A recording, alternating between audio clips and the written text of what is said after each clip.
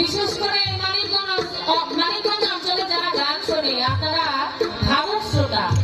আপনাদের মতন শ্রোতা বাংলাদেশের অনেক অঞ্চলই নাই বললেই চলে। কেননা আপনারা যে সুন্দর নীরবতা পালন করে গান শোনেন না, শুধু গান খান।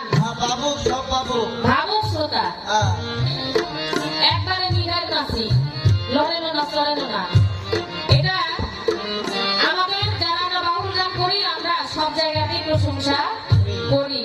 তবে বাবা একটা কথা বলি, একটা কথা মনে পড়ে গেছে, আমরা বাউল শিল্পী তো, মনের মধ্যে কোনো কথা আসলে ওটা কইতে না পারলে ভিতর থেকে খালি পৌঁছায়।